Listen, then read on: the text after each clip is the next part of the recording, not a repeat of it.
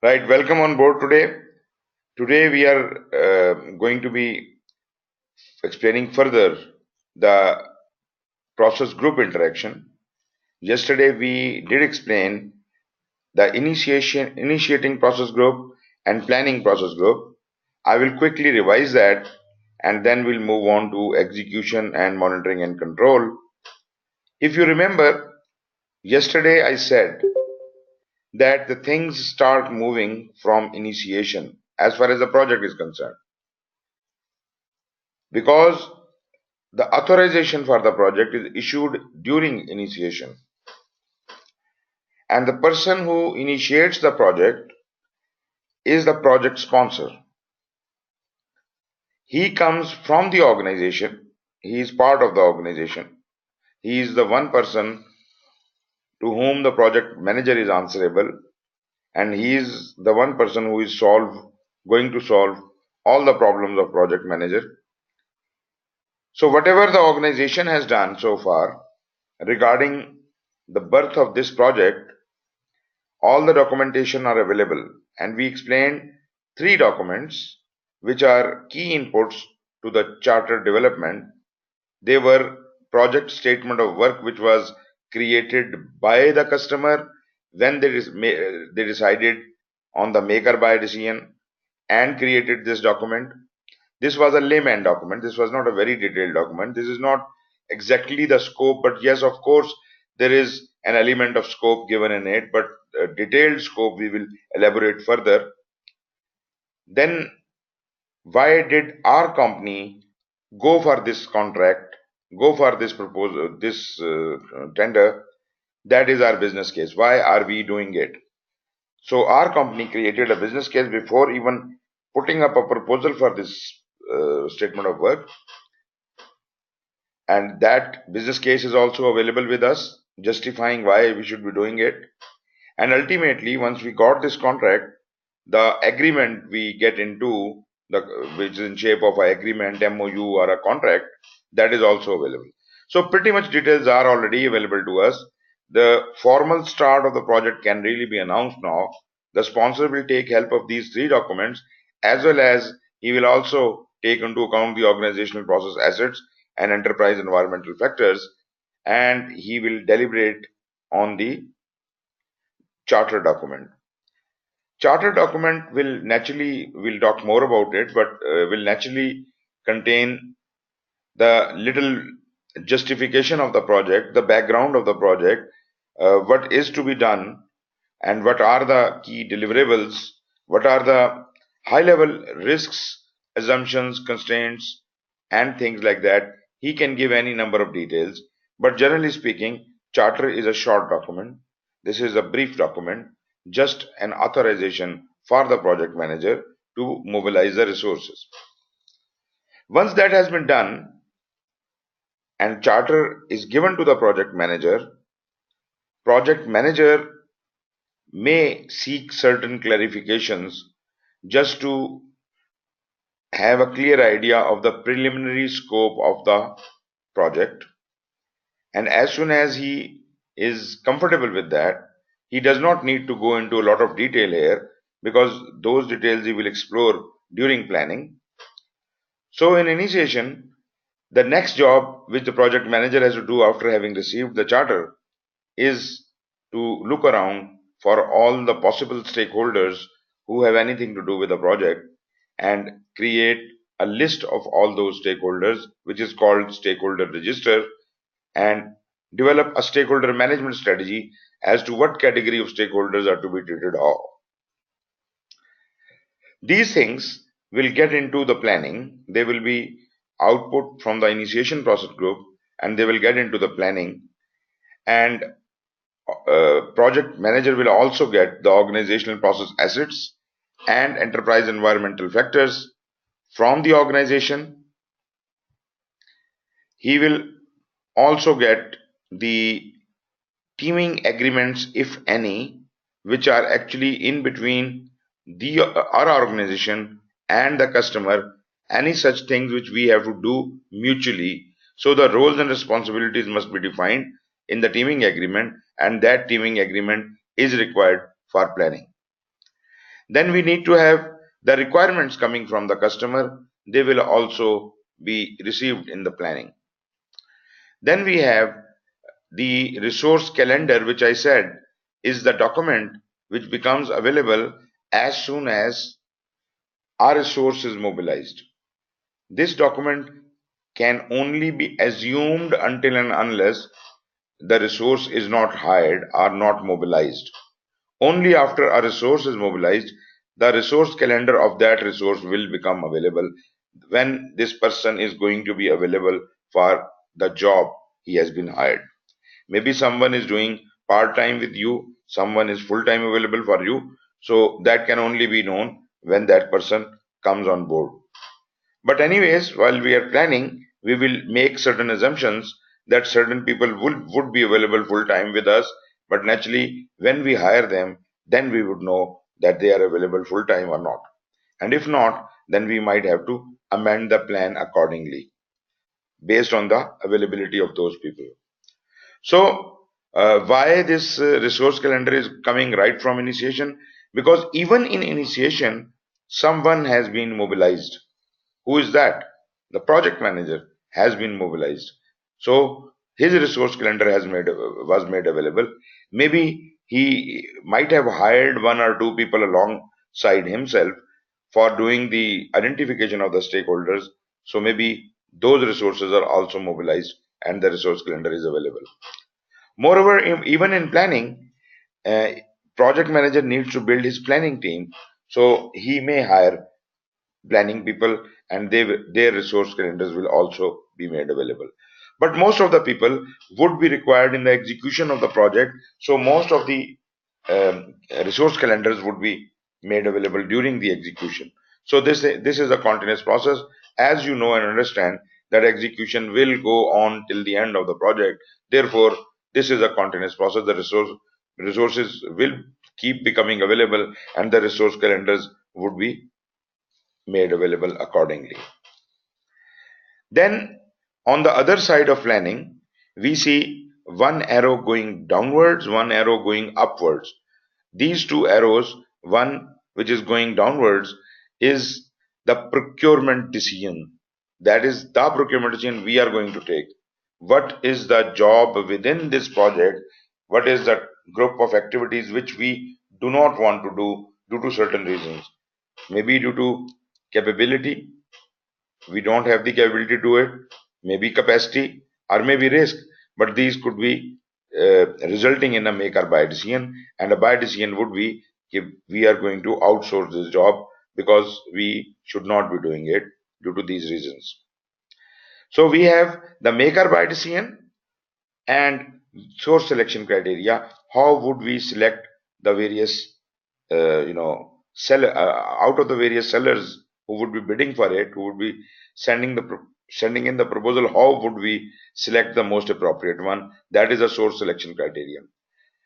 Based on the make or buy decision, we will create the statement of work for each and every work we want to outsource, and based on that statement of work, we will create the procurement documents. That could be RFP, RFI, RFQ, whatever is necessary for your project.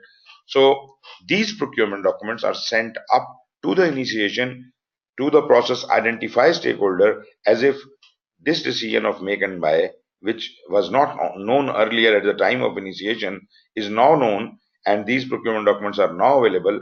In light of these procurement documents, more stakeholders could be identified, which could be a prospective sellers.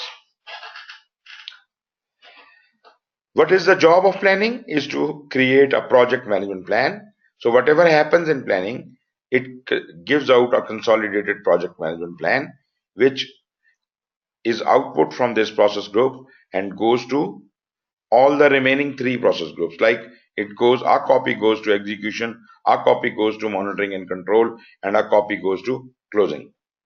You can see the three bifurcations from here. So these things are going there.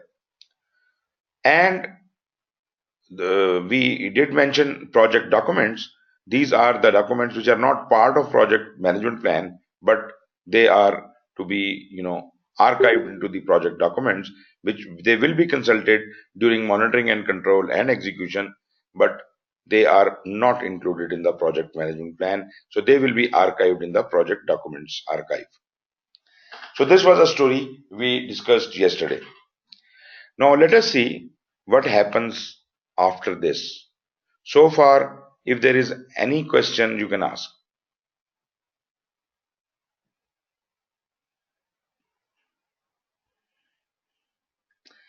Anything which is not clear from yesterday's lecture, we can clarify it and then we can move ahead.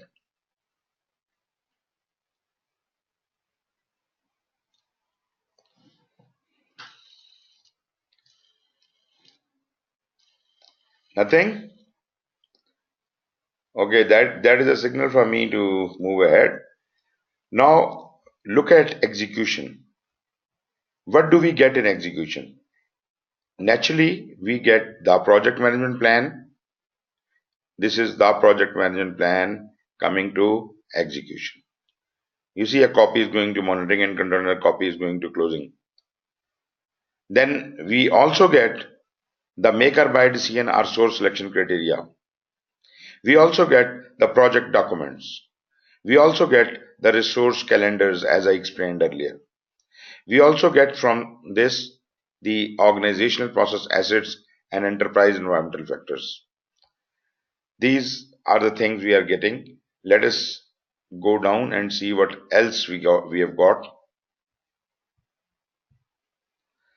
Okay, if we go down, we see that there is an interaction with the seller. Seller sends in their proposal, we evaluate it according to the source selection criteria, and we finally select one and award the procurement contract to that seller. So this is the cycle of getting the proposals, evaluating them, and then selecting one of those sellers and awarding him the contract. Once the seller has been selected, you can see here the interaction between execution and monitoring and control. There is only one interaction. The things are going from execution to monitoring and control, and things are coming back from monitoring and control to execution.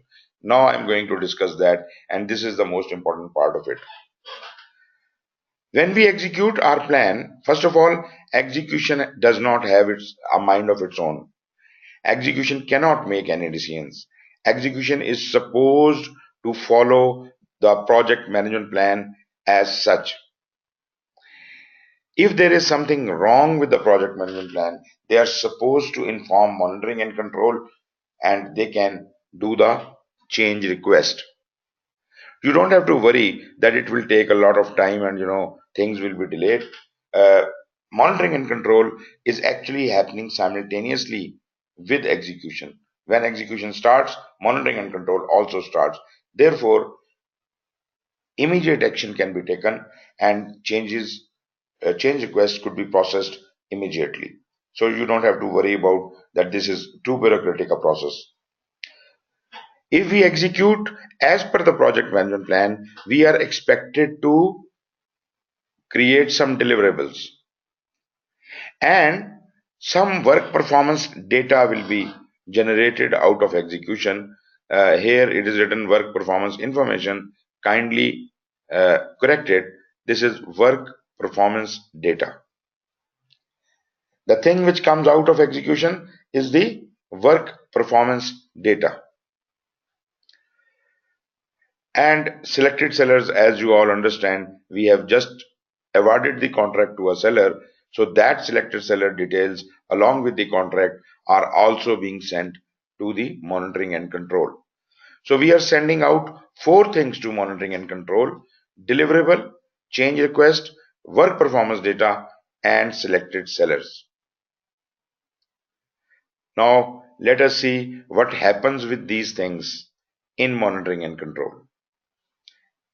As far as deliverable is concerned, there are a number of processes. As you might remember, in monitoring and control, we have got a number of control processes. We said there is a control for every knowledge area except one. And what was that one? Which knowledge area did not have a control? Human resource. Human resource. So HR. except for human resource, we have a control for everything. So the deliverable will go to monitoring and control, and only two processes in this monitoring and control are actually going to address the deliverable one after the other, not at a time, but one after the other, which is the first control process which will inspect the deliverable. Atif, any idea?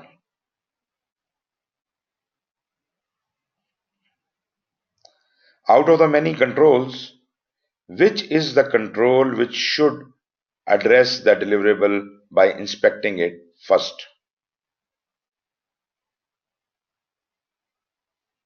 Vasif?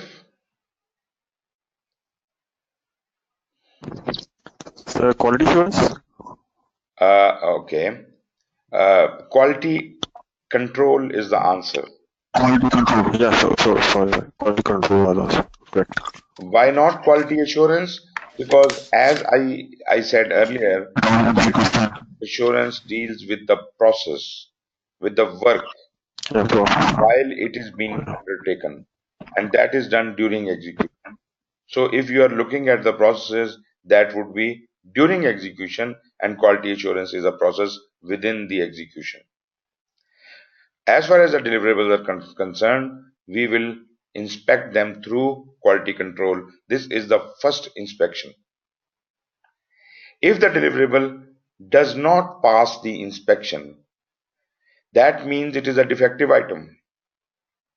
We may need to repair it, or we may need to generate a change request from quality control as if we can fix that problem. So that is the treatment on rejected deliverables from quality control. What if this deliverable is accepted by quality control?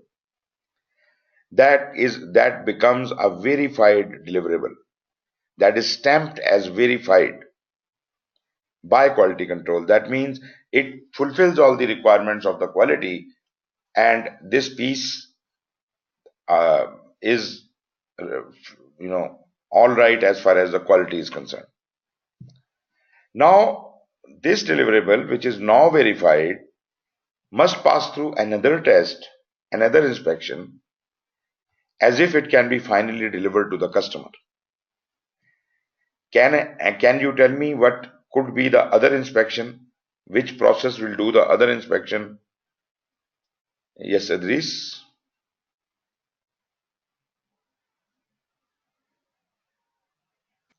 Sir, it's 4.5.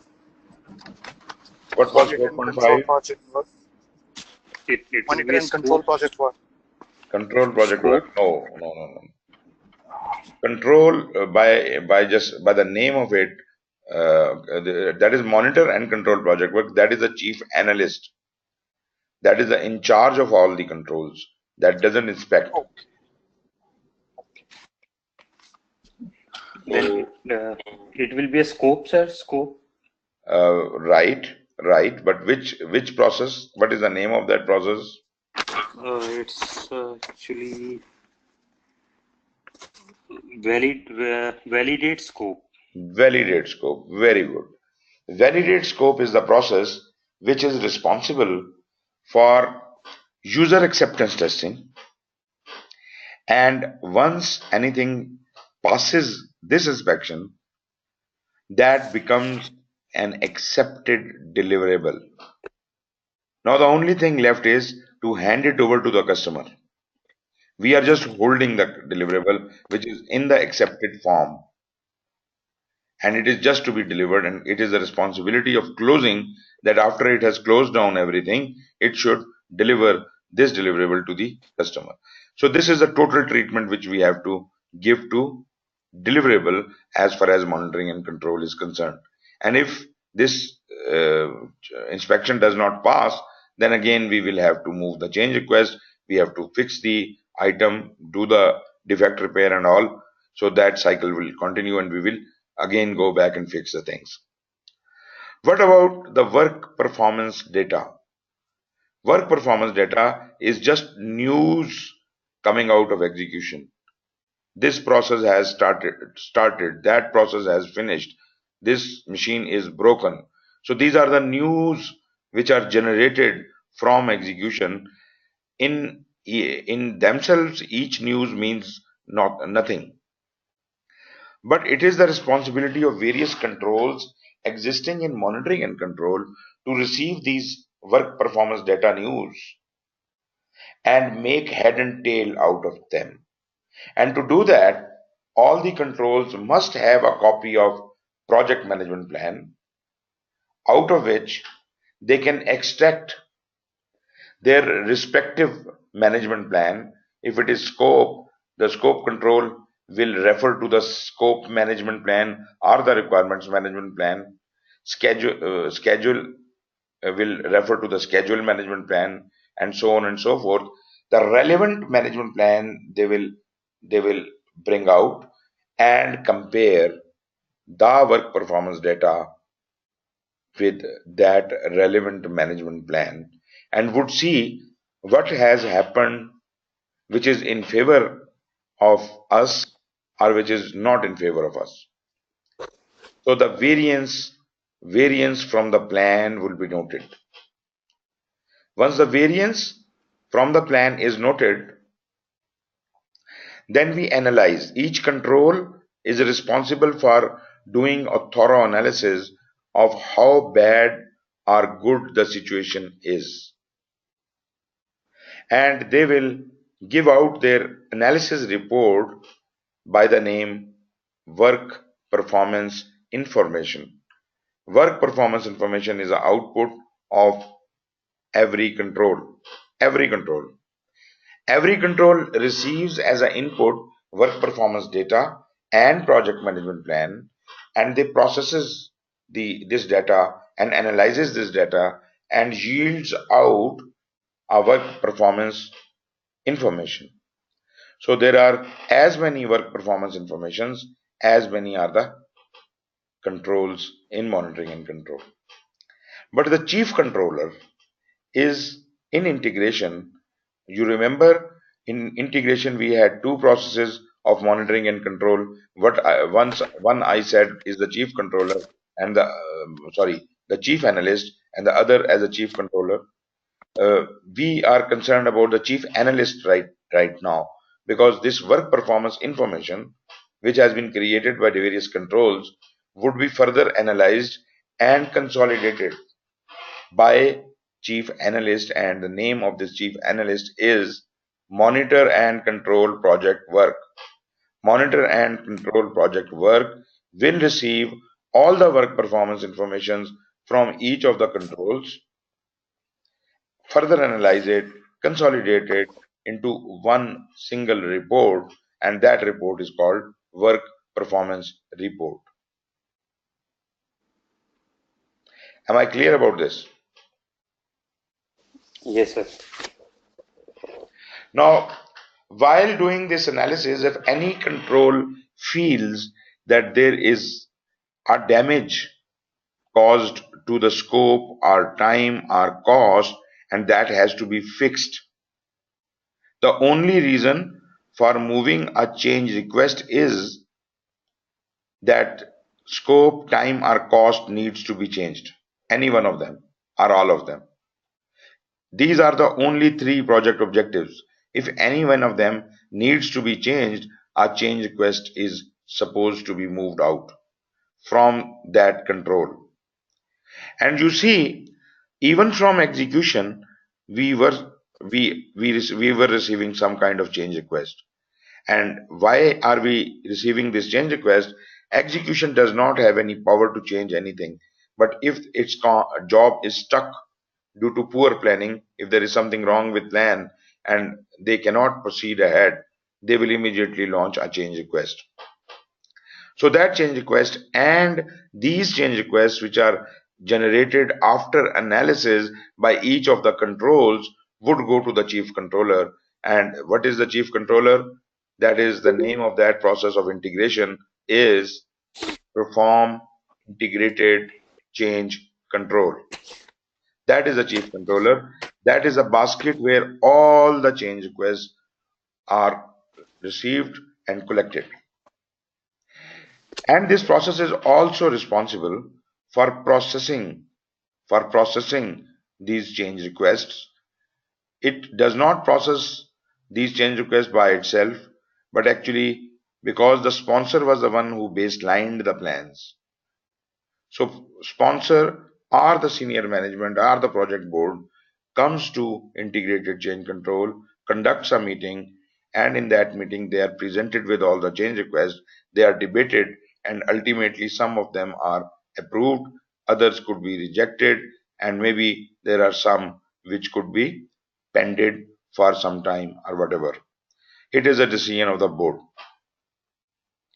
All those change requests which are approved, the project management plan and the project documents are amended according to those changes. A new version is created and execution is informed about the approval of this change request. If you can look up here, an arrow going back from monitoring and control to execution, the first element on the list is approved change requests. So these are only those change requests which have been approved. Naturally, the project management plan and project documents have been updated into the new version, and now from now onwards, execution is supposed to follow the latest version of the project management plan and the project documents, nothing else. So this is why approved change request going back to execution ensures that execution does not keep following the older version of the plan, but the latest version of the plan is intimated to execution to follow. Then there is another interesting thing going back from monitoring and control to execution, and that is quality control measurements. And we did probably discuss a little about it. Anyone has any idea what are these quality control measurements and where are they going? G. Mubin, can you help us?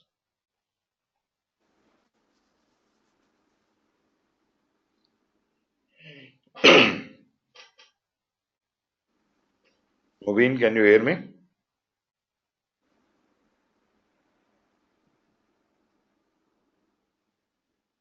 Mubin?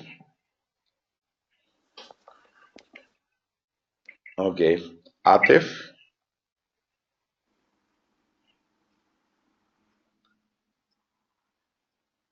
Atif, can you answer this question?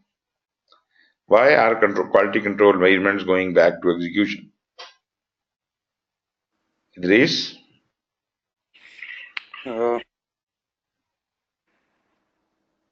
Sir, I think if monitoring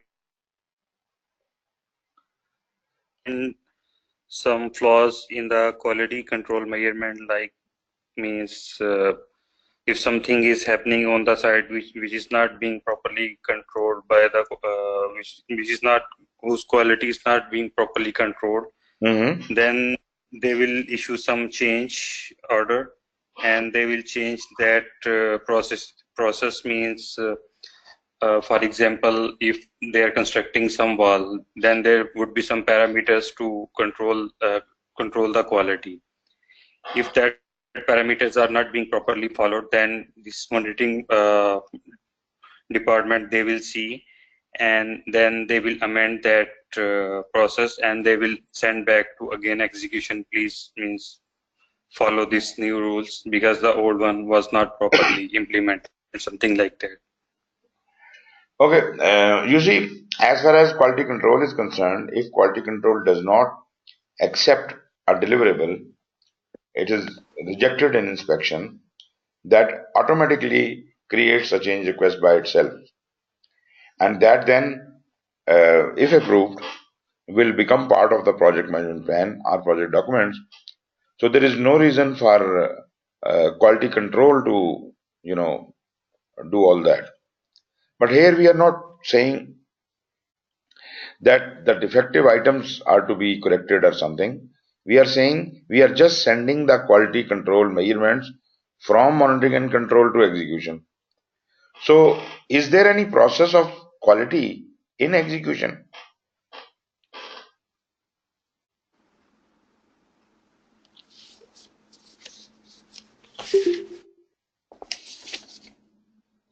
Do we have any process of quality in execution? Now, if I'm sending So something to execution, there must be some, perform quality assurance, I think, sir. Quality yes, assurance is there. Only quality insurance. assurance. Yes. So probably this quality control measurements are going to quality assurance.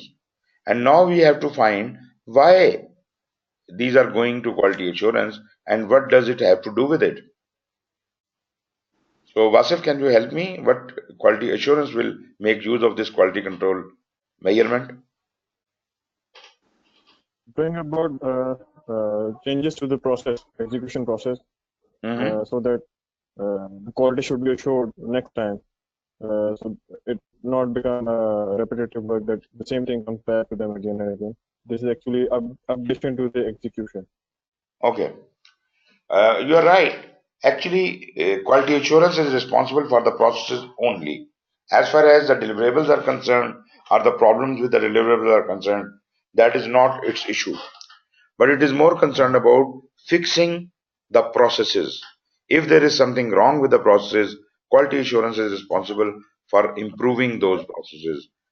So, this quality control measurement data can be very useful, eye-opening for quality assurance, because quality assurance was auditing all the processes with on a hit and trial basis. It did not know where the flaw lies, but there were certain flaws, or there were certain areas which could have been improved, and it might be able to find some in this hit and trial exercise, but it did not have a directional source which could point towards the flaw. Now, the quality control measurements is a very directive kind of a data. This could indicate the errors or flaws coming in the deliverable must be due to certain process.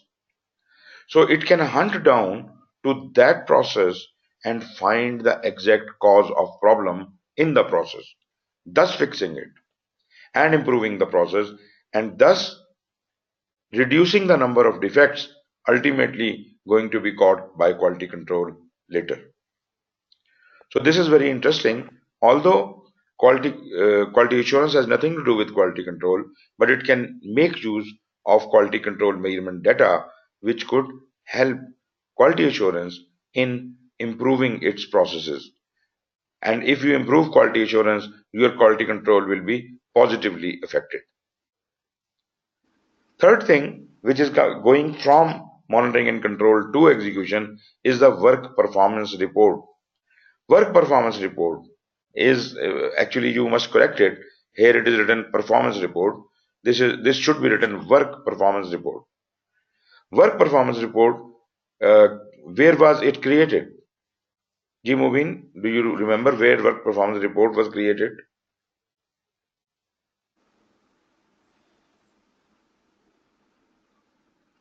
Atif? Atif and Mubin, either you are not able to listen to me or you're not attentive. I don't know what is the problem. But anyways, work performance report coming from monitoring and control is actually generated from the process. Execution, Yes, execution for no, these work performance report I'm talking about. Work performance report is generated in monitoring and control by which process? Sir, 4.5 by 4.5, the analyst. the chief analyst, monitor and control project work. That is the Yes. process which actually receives all the work performance information from various controls who have analyzed it. And now this work performance information has been consolidated into a work performance report. A copy of that report is sent back to execution, specially for the purposes of controlling the human resource. Because there is no process of controlling the human resource. Because we can't control human resource, we can't control people. We manage people, and we manage people while we are working with them, and we are working with them in execution. Therefore, the work performance report is sent to execution. The people who are managing these people, these human resource, will then look at it, whose performance, who is responsible for this performance, bad performance or good performance. So they can be accordingly rewarded or punished, and their reports could be written here. So all the dealing with the human resource will have to happen in execution. Therefore, these work performance reports are instrumental in deciding the fate of these human resources. Moreover, this work performance report generated from monitor and control project work also goes to some other processes, which we'll discuss later. But you see, these are the three things coming back to execution. There are the four things which are going to monitoring and control from execution. If you want to repeat it, deliverables, work performance data, change request, and selected sellers. Selected sellers is due to the procurement thing going on. Otherwise, as far as the execution is concerned, the process direct and manage project work is only responsible for three things: deliverable, change request, and work performance data. Whereas selected seller is due to the procurement. So these four items are going to monitoring and control, and monitoring and control, after having approved the changes, it is sending that data to execution as if it can start following the new version. Quality control measurements are sent for process improvement by quality assurance, and work performance report for managing the team. So this cycle will, this cycle of arrow going from execution to monitoring and control, and an arrow coming back from monitoring and control to execution. This is the damming cycle. This will keep on rotating until and unless all the deliverables are passed, all the work performance data has been, has given out the OK report, and there are no more change requests. That means we have no reason to go back to execution because we have done all the job, we have created all the deliverables, there is nothing to be done. So we cannot go back to execution. This is the time when we go to closing process group, where we take along the accepted deliverable. What was the accepted deliverable? Which had been passed by validate scope. After user acceptance testing, it has been declared accepted deliverable. Maybe customer himself came out to see it or check it, or they have provided us a template to check against a checklist. So whatever the mechanism is, the accepted deliverable is now ready to be handed over to the customer.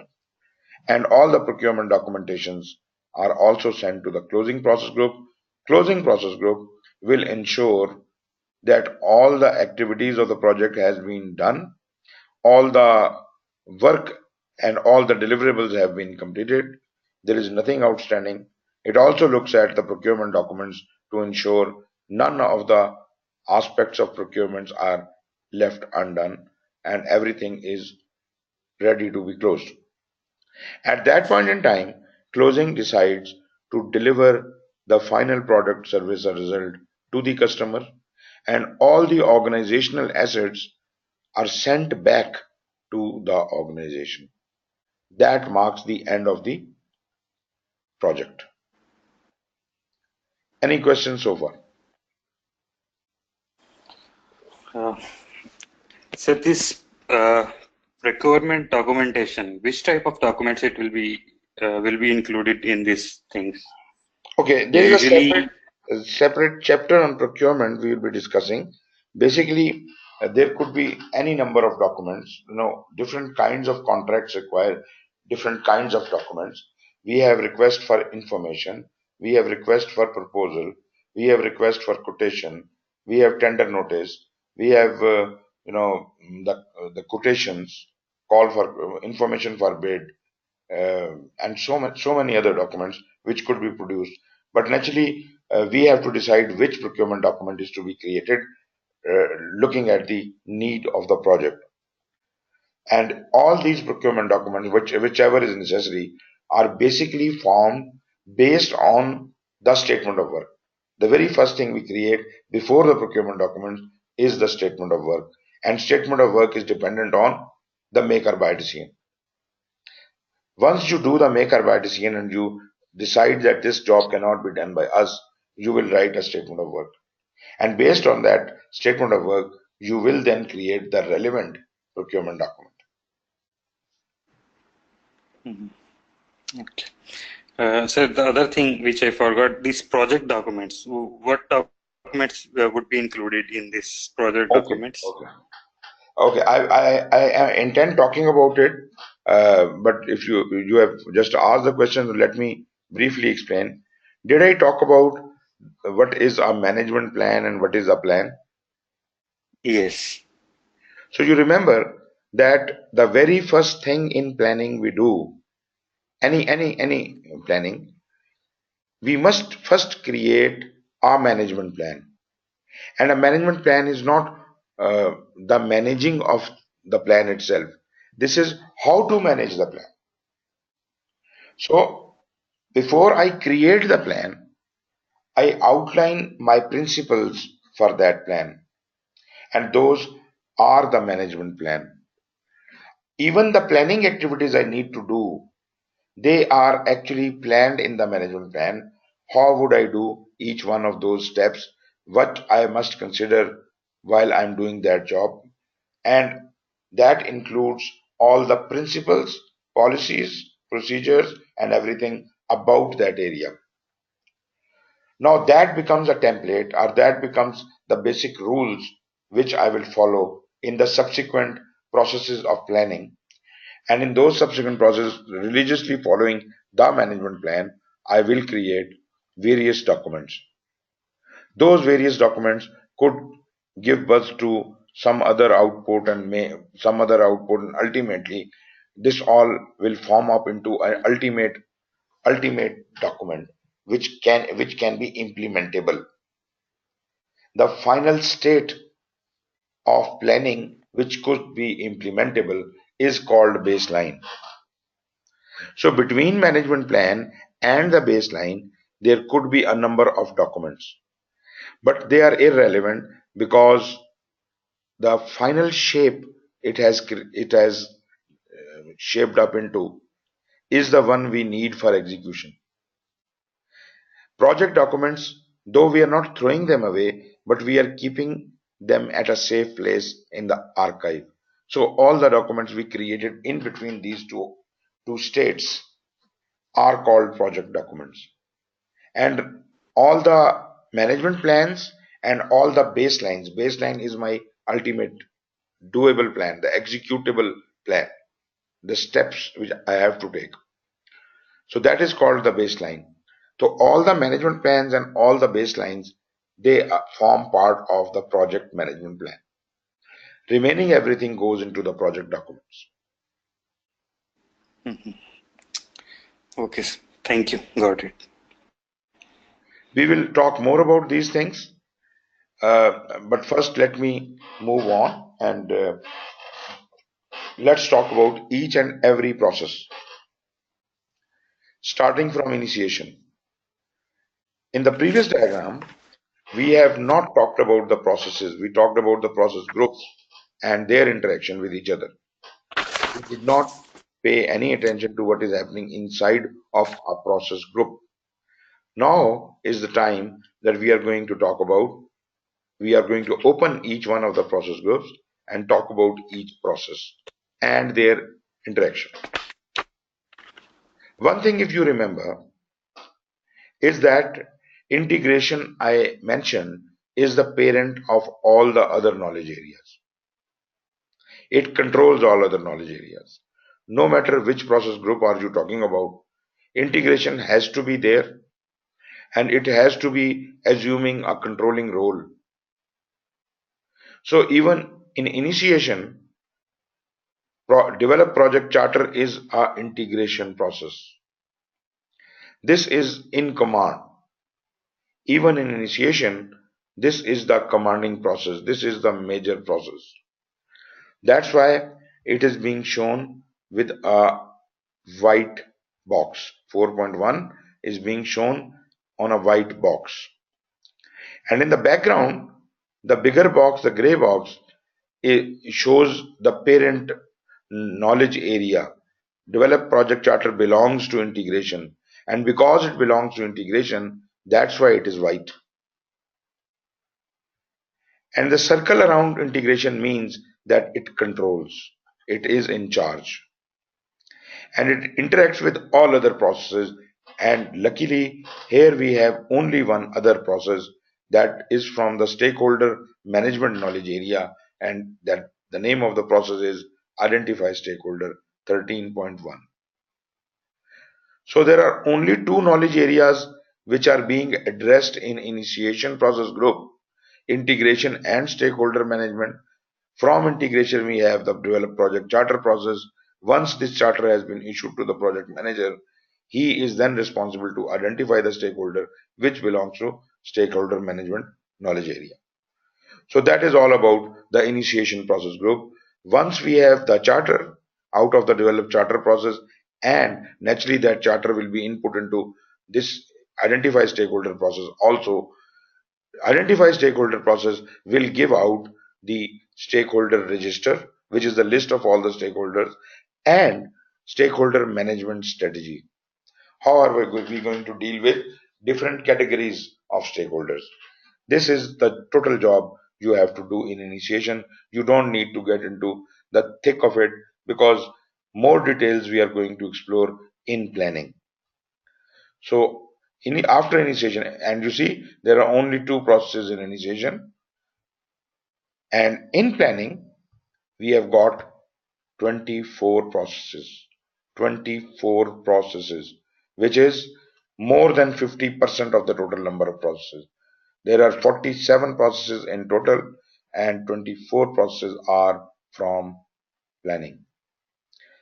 Second, which we have already seen, planning is that process group in which each and every knowledge area has to be proactively planned in very detail.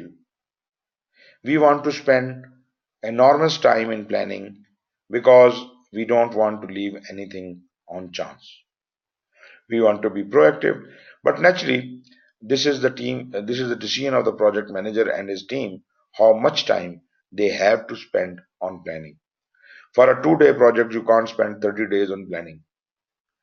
So naturally, you will decide accordingly. But again, I would say sometimes the sensitivity of the project is such high that a project of a very small duration may require months or years of planning. That if the project is really that sensitive, maybe that takes only 10 minutes to execute, but you have to be absolutely clear that each step you take would happen exactly how it is planned. I'll give you an example of that. You see the military operations. In military operations, they keep planning for a war which we don't know when it will happen. But they keep creating scenarios and developing strategies for that, and keep rehearsing for each one of those strategies. So basically, for years on end, they are rehearsing their moves, they are exercising, they are doing all those things which they would do in war. They are simulating the war, because in war you can't take any chances. The operation could be hardly 10 minutes long, but it is the matter of life and death. So where it is a matter of life and death, this is very true that you could plan for years, and the decision would be, the project itself would be just 10 minutes long. But that is an exception. Generally, project planning time should not be more than the project itself. Therefore, we generally say that 40 to 60% of the time should be spent in planning. 40 to 60% time, and that is a very fair justification. And another reason for that is that And in planning, we do plan things, but naturally, because of uncertainty in the project and the progressive elaboration, we may have to replan things, and that time is included in 60% of time. So throughout the project life cycle, we keep planning. So the initial planning would at least be 40%, and 20% planning would be added later as progressive elaboration. But this is very justified to say that 40 to 60% time should be spent in planning. Right. As I was discussing, all the 10 knowledge areas are represented here. If you just look at the background boxes, there could be a number of processes on each background. That, for example, this is scope management. Scope management has got 1, 2, 3, 4 processes, but the background is one. So these all are the scope processes.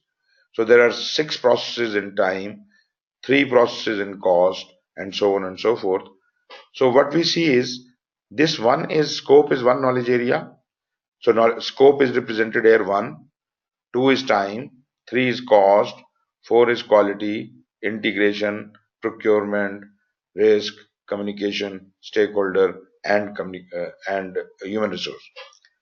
So if you count them 1, 2, 3, 4, 5, 6, 7, 8, 9, and 10, all the 10 knowledge areas are to be planned. Nothing is to be left out. That is number 1 lesson. Number 2 is the parent is integration. So integration has one process, which is develop project management plan. The overall project management plan is the responsibility of integration, but naturally in collaboration with all other processes, they all will plan their part and submit their results to the project management plan, and thus the project management plan will complete. So this is the parent process, and all other processes are contributing their output to this project management plan. But then other knowledge areas, the other 9 knowledge areas around this integration, some of them have got more process, some of them got just one process. So I explained to you yesterday that scope, time, and cost are having the maximum number of processes, or we have the risk. Otherwise, all other processes have got just one process. Other knowledge areas, quality, human resource, stakeholder, communication, and procurement, all have just one process, and that is plan the respective management. Like plan procurement management, plan quality management, plan human resource management, plan stakeholder management, plan communication management. So they will all result in their respective management plans, like procurement management plan, communication management plan, stakeholder management plan, human resource management plan, quality management plan, and so on and so forth. So these are the simple plans. These are the supporting areas. But the main areas are scope, time, and cost. That is exactly why they are being planned in such a detail. 4 processes in scope, 6 processes in time, 3 processes in cost. Scope, time, and cost are the objectives of a project. Project objectives cannot be described without referring them by scope, time, or cost. As I gave you the example earlier, if you have to construct a house, you have to tell how big the house has to be. You have to tell how much the time is permissible, how much the money is available to be spent on this job. So this has to be defined in these 3 parameters. So these are the basic objectives, and we cannot take chances in any of these. So they have to be deliberated in detail. And interestingly, these 3 areas, these 3 knowledge areas will, ultimately in their last process, they will yield a baseline. When the create WBS process is completed, there is a last process in scope. At that point in time, the scope will be baselined. It will be frozen. It will be approved by the sponsor. Similarly, the last process of time is schedule, develop schedule. So when a schedule is created, it has to be approved by the boss, by the sponsor, and then it will be baselined. Baseline means you can't change it, even the project manager cannot change it without the permission of the sponsor. Similarly, the cost, when you determine the budget, the cost baseline is created. So these are the three baselines. Do you have baselines for all other knowledge areas? No, we don't have baselines for other knowledge areas. Why? Because if there is a change in procurement, that would ultimately affect either scope or time or cost. If there is a change in quality, again, the effect would be any one of these three things. So any one of the other knowledge areas, if there is a change in any one of them, that would affect the scope, time or cost. So if we can create the baselines for these three areas and manage them strictly, and any changes due to any one of the knowledge areas would be handled through a change request, then probably we have done our job. So scope, time and cost are to be baselined. Remaining all knowledge areas will create their management plans and some other outputs which could be treated as project documents. As far as the scope, time and cost are concerned, the very first process is always plan scope management, plan schedule management, plan cost management. Meaning what? Scope management plan will be created in the beginning. Schedule management plan will be created in the beginning. Cost management plan will be created in the beginning of this process. And the remaining processes will then follow until and unless they are baseline. So all the outputs created in between, if they are not becoming part of the baseline, then they are the project documents. Similarly, plan schedule management, we have the schedule management plan in the beginning, we have the schedule in the end, which is the baseline. Remaining all, the list of the activities, the sequence of the activities, network diagrams, resource estimates, cost estimate, duration estimates, all these things are the data. They will be put into the project documents. Although they all will contribute in the formation of the ultimate schedule, which is the baseline. Same is the case with cost. We create a cost management plan, then we estimate the cost, then we determine the budget, and once the budget has been determined, that is baseline. And the estimates and the basis of estimate and lot many other calculations and cost benefit analysis, this all goes into project documents. So you see, all other documents are going to the project documents, and all the management plans and all the baselines, there are only three baselines. So three baselines are going to the project management plan along with all the management plans. Management plans are the first, are yielded out of the very first process of every knowledge area. So we get a scope management plan, a schedule management plan, a cost management plan, and a quality management plan, and human resource management plan, stakeholder management plan, communication management plan, procurement management plan, and a risk management plan. So there are 9 management plans going into the project management plan. But it is not all. Actually, there are not only 9. The scope creates another management plan, and that is called the requirements management plan. So in the process plan schedule management, there are 2 management plans created, scope management plan and the requirement management plan. So that also goes to develop project management plan. Then quality also creates 2 plans. One is a quality management plan and other is a process improvement plan. When quality assurance will ever find a mistake in a process, that has to have a process improvement plan as to how to fix it. So there are 2 plans. So we have 9 plans plus 2, 11 plans in total, which are going to the project management plan. In addition to these 11 plans, there could be 2 other management plans, and they are not shown here, but they actually could be part of the respective management plans, or they could be separated out of those management plans and could be created as separate management plans. One is the change management plan and other is the configuration management plan. If they do not exist separately, they must be part of each management plan. Scope would be responsible for defining the change control mechanism of scope and how the data of these changes will be maintained. Configuration management. Time will be responsible for its own area, cost will be responsible for its own area. So all will have their own change management and configuration mechanism defined within their respective management plans.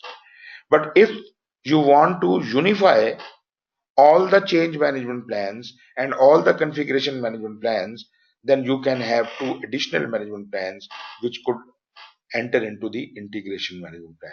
I mean the project management plan. So total of 13 management plans and 3 baselines. So there are 16 items included in a project management plan.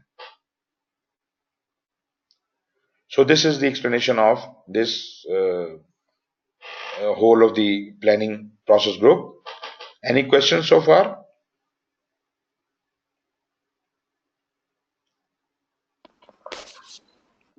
No, sir. Thank you. It's clear. Wonderful, wonderful. So if that is clear, then I can move on to the next process, that is execution. So in execution, you will have a sigh of relief because there are much lesser number of processes here. We have, if you count the processes 1, 2, 3, 4, 5, 6, 7, and 8, total 8 processes. It's very simple, only 8 processes. Now, how many knowledge areas are here?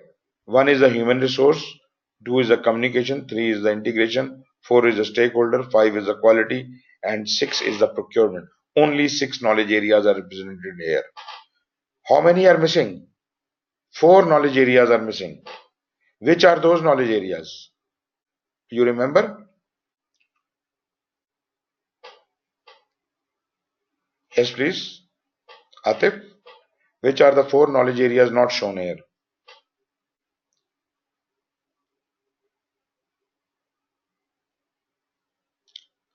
Mubin? Scope, time, cost, and risk. Exactly. Thank you, Idris. So, scope, time, and cost, and risk. And you remember why they are not here. We have already discussed that because scope, time, and cost baselines have been included into the project management plan and they Yes, have the to be indicate. relatedly executed. So, direct and Yes. manage project work process is responsible for the execution of the scope, time, and cost. So, we separately do not need to have any process for scope or time or cost. As far as risk is concerned, we have got a different reason. Risk is an uncertainty. It may or may not happen. If we were 100% sure that this risk will happen, we would definitely have a process for that in execution. But because we are not sure, therefore we'll keep a watch on the risks in monitoring and control, and there is a process control risks there. That will sense if a risk is about to come, and it will take remedial measures, make amendments to the plan, and if the amendment is made to the plan, then automatically direct and manage project work will handle it. So as such, there is no need for executing the risk. So these 4 items are out. So now we are left with only these things. As far as the execution of the project is concerned, that is totally being controlled by direct and managed project work. All the baselines are there and they are being executed, and that is the project execution. Then why are these so many 7 processes around this? What are they doing? They are doing those jobs which are, in support of execution by various knowledge areas. I will tell you how. The work is to be done in integration, direct and managed project work. But who will do the job? People will do the job. People will have to be acquired or hired. So whoever is looking after the human resource would be responsible for 9.2 acquired project team.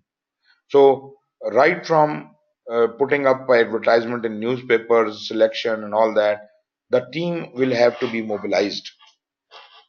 So team will be acquired, and then the team will have to be provided some kind of chance to develop themselves, maybe some trainings, maybe working together, group, dynamics exercises, team dynamics, and all that. And they should be made prepared to be put on job. This develop project team is a work which is done before they can be put on job. And once they are ready to be put on job, then we put them on the job, and the job is written in direct and managed project work. So then they are doing what is given in the execution, direct and managed project work. And while they are doing that job, managed project team, that is the HR person, is just managing them, is just supervising them, looking after them. So you see, actual work is happening in 4.3, direct and managed project work, but we are making the team available and then we are managing the team. This is the job of human resource. Now coming over to the stakeholders, we have identified the stakeholders in initiation. We have talked to them in planning. When we were trying to collect the requirements, we collected their needs and expectations, and based on their needs and expectations, we have tailored or designed the project. Now we just want to keep them abreast with what is happening in execution. So we are just managing the engagement of these stakeholders.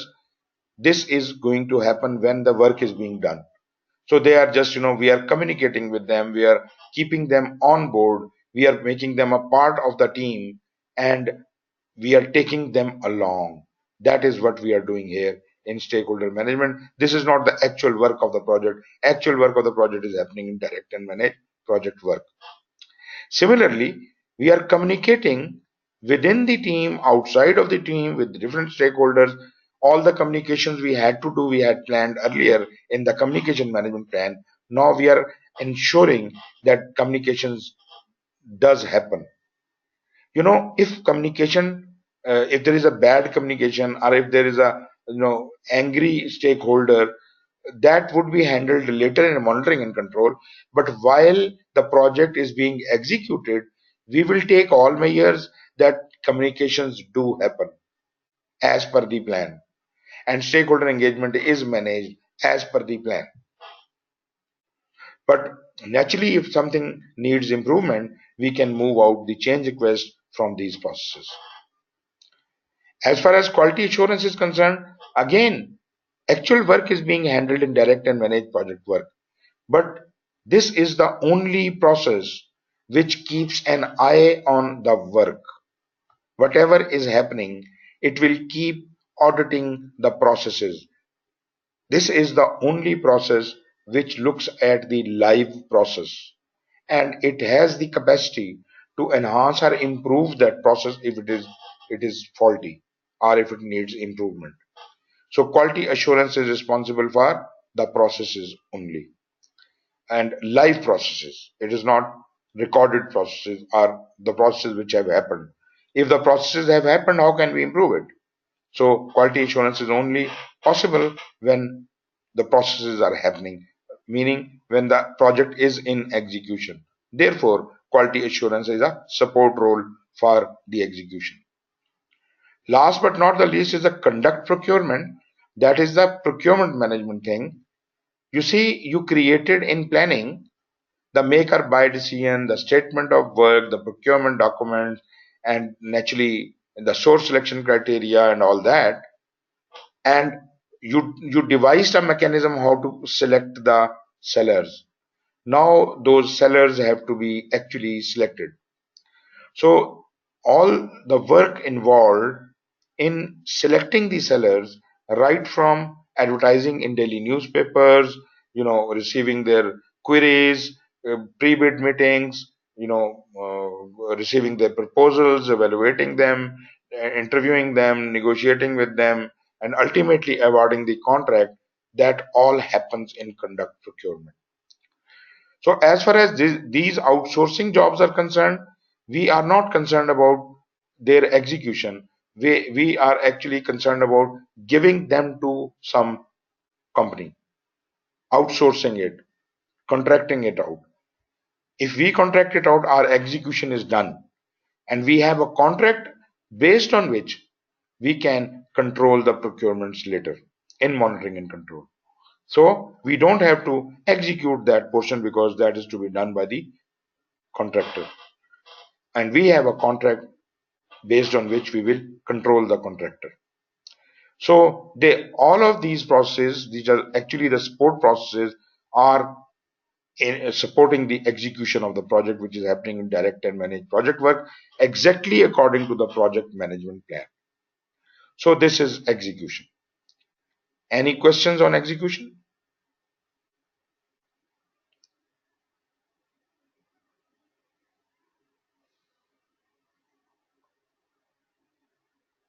None. Okay.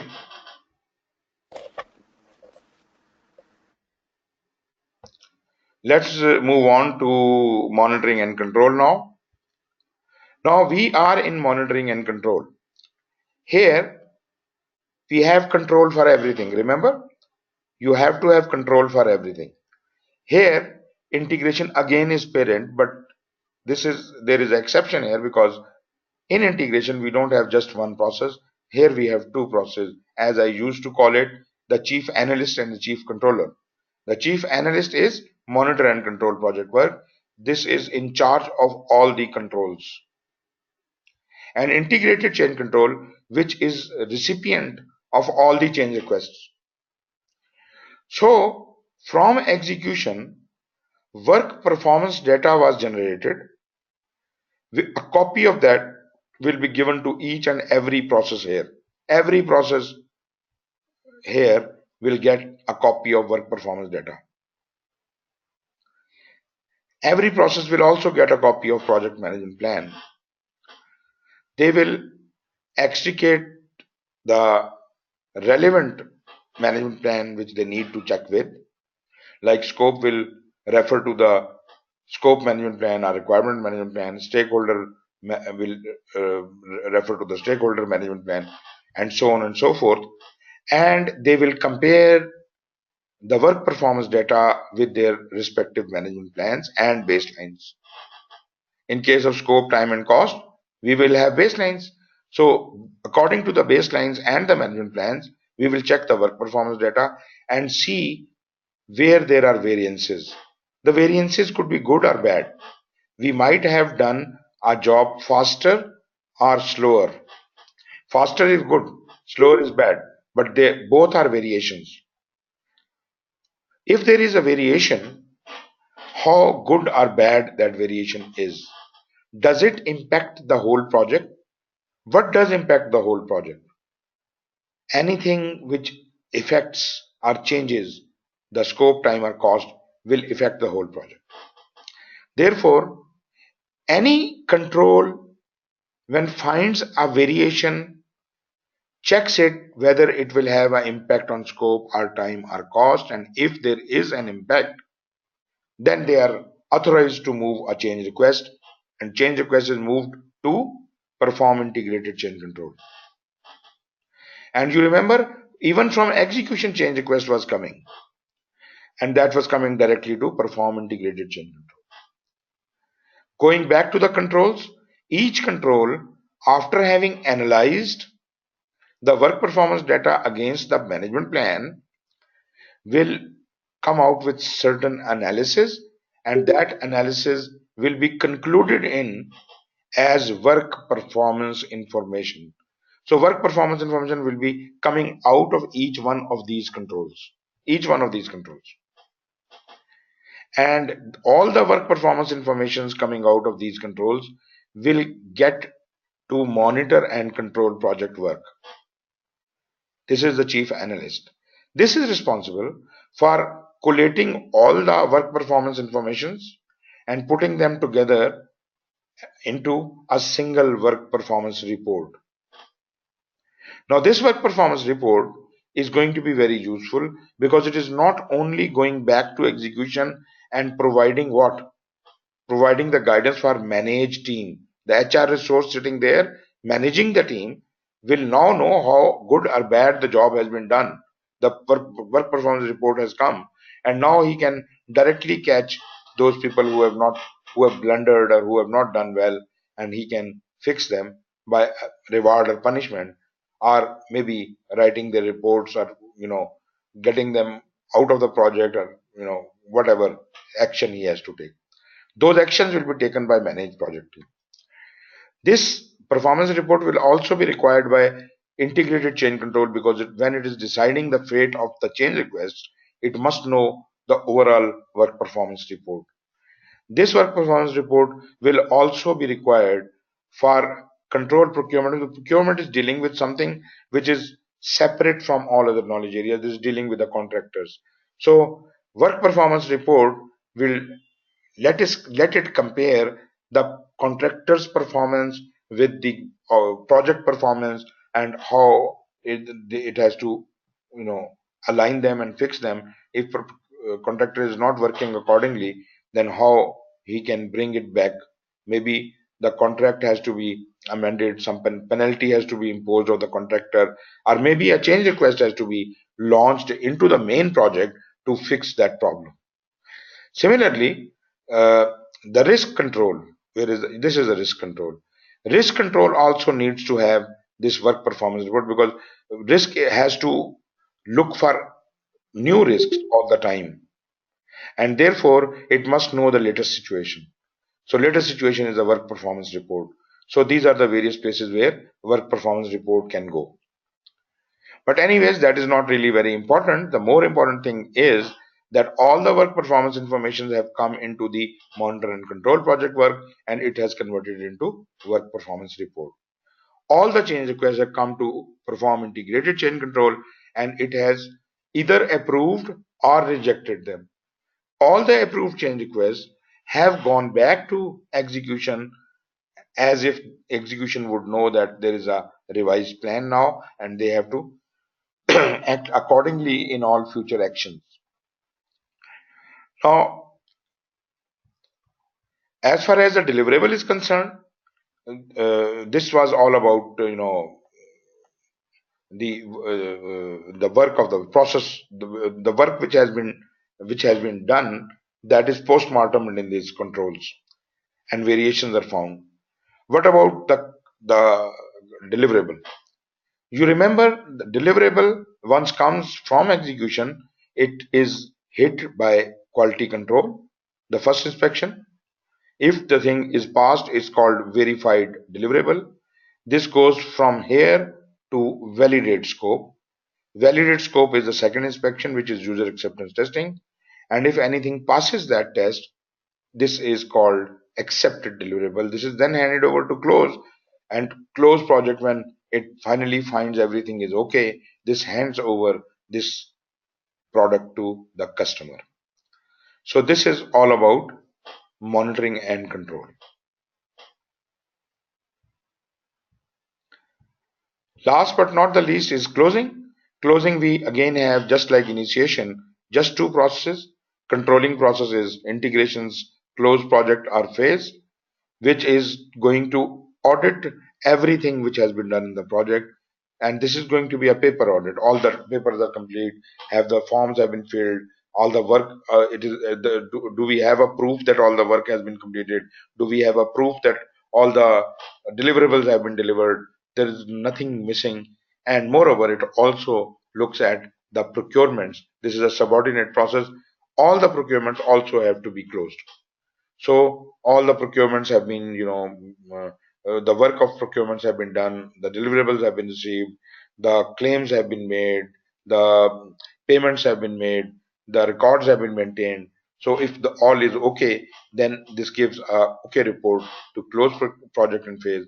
And close project and phase, when find everything in order, it hands over the product to the customer, and all the organizational, all the process assets generated from this project, our documents, or even the physical assets, are handed back to the organization, and that marks the end of the project. So this is the whole story of process groups. Right, how comfortable are you? Have you got the whole message?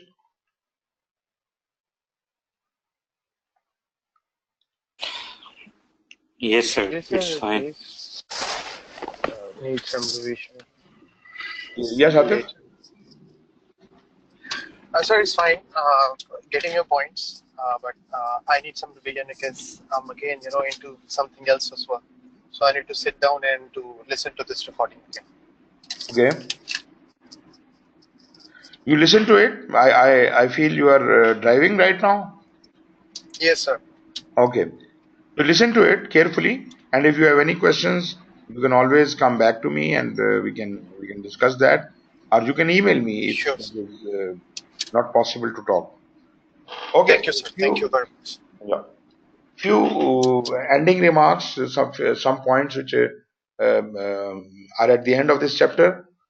First of all, project information.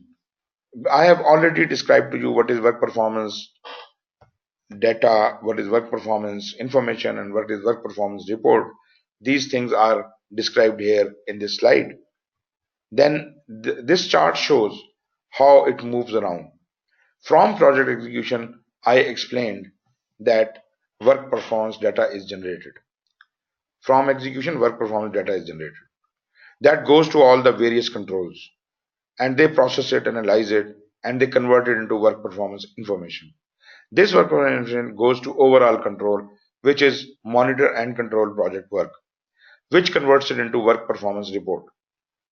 Right? So this much is very clear. Now what happens? Now this work performance report could result in three actions. One is if there is a change to scope, time, or cost, and there has to be a change request, the change request will be moved. Project change control will move a change request. That change request will affect the project management plan and maybe the project documents. And after this change has been updated into the new version of plan, that has to be communicated to the project team and the stakeholders. So this is one way, through a change request. Now there could be something that work based on the work performance report. You find that there is no effect on scope, time, and cost. Project manager has the authority. If there is no change in scope, time, or cost, he can directly bring changes to the project management plan or project documents and communicate it to the team and the stakeholders. And the third option is if you don't even need to change the project management plan and work performance report just needs to be directly communicated to the team and the stakeholders, you can do that as well. You see, work performance report gives you a possibility of doing all three things. And whenever the project management plan is updated, it is sent back to execution. You see, it is being sent back to execution as a new version. And execution keep churning out the work performance data. So this is a story of work performance data, work performance information, and work performance report.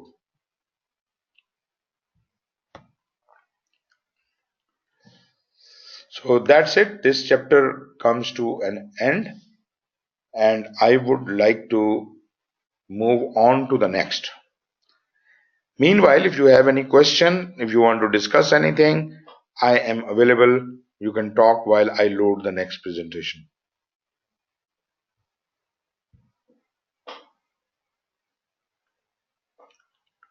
Yes, please.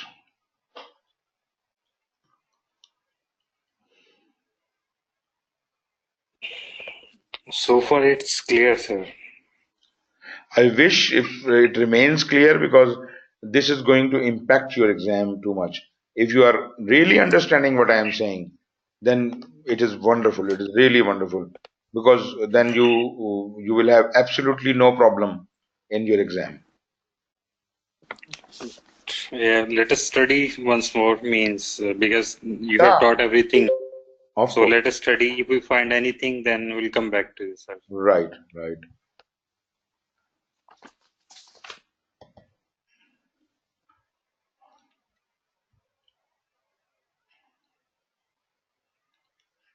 Okay, the next knowledge area we are going to cover is integration. Now we are getting into the knowledge areas. The very first knowledge area is integration, and in integration, The things are very simple here, except for a few, theoretical things. This is just what we already know about integration. There is nothing new in integration. The only things we need to discuss here is, some theory, how the charter is made. And I will not read out all the text. I will leave it to you to read it yourself, but I will touch upon the salients here. Are you able to see this slide? Project integration management. Yes, sir. Right.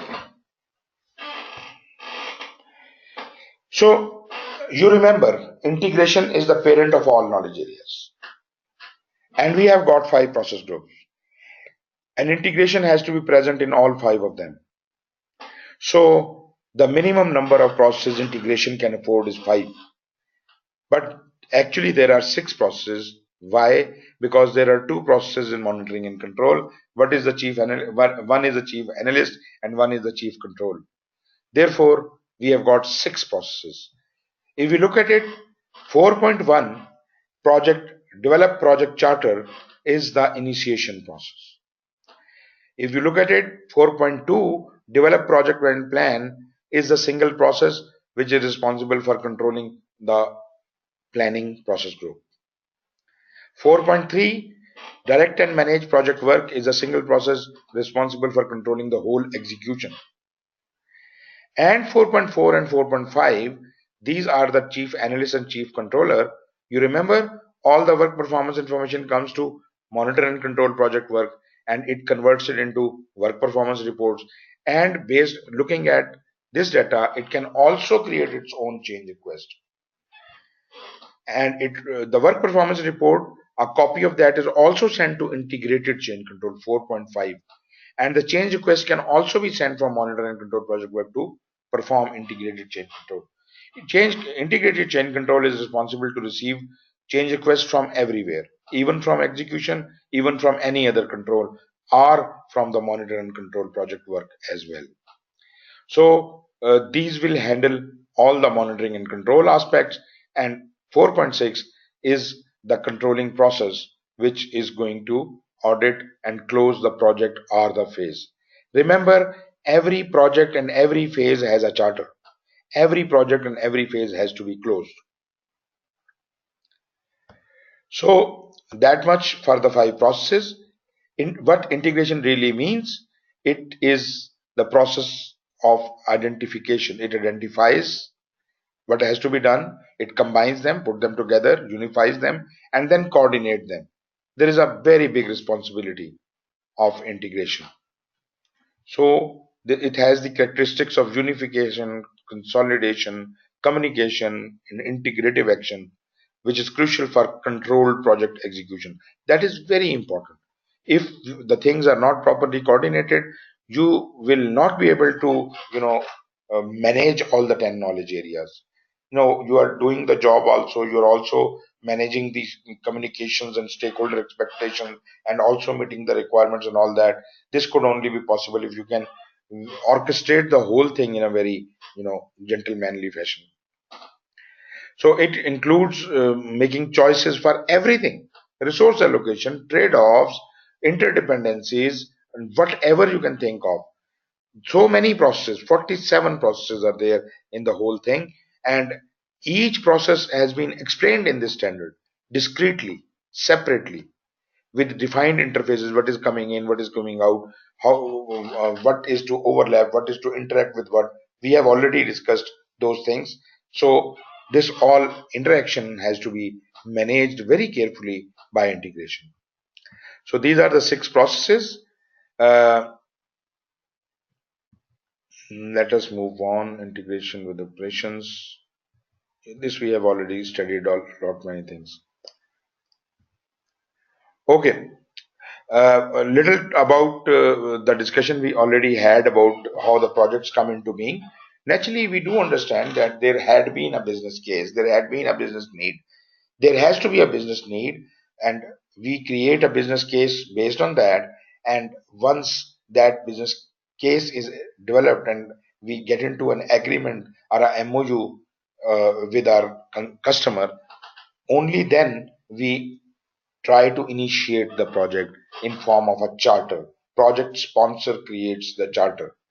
Project initiation is the formal recognition that a project or a phase also have a charter, is in an existing project should begin and resources should be committed.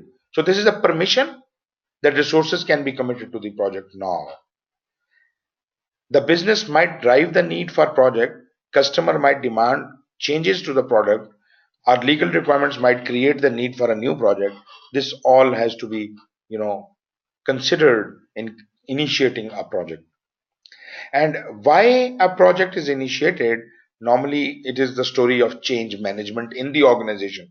At the organizational level, if organization wants to bring any change due to, maybe these are the reasons, maybe it is due to the market demand, maybe it is due to such certain opportunities that business need, maybe due to the customer request, technological advancement, legal requirement, whatever.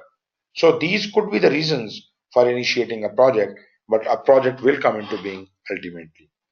We do conduct, although this is not part of the project management as such, because before initiating the project, we must have had the business case, must have had the feasibility done.